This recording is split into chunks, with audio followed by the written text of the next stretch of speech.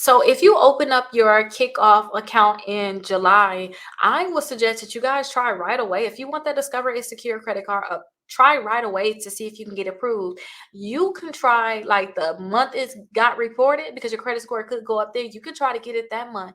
Just keep trying to see if you can pre-qualify for it about every 35 days because usually companies say try back in 30 days.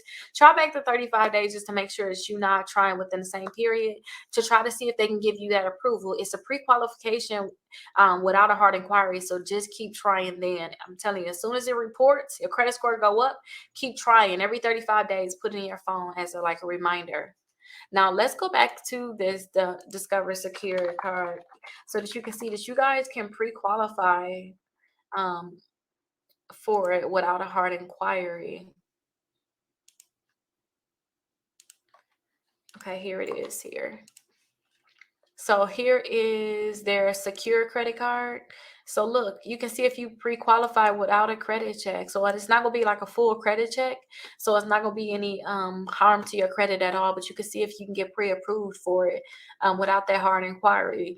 And you don't really have to have a credit score at all to apply for it. So definitely see if you can get it pre-approved for it, even if maybe you tried already.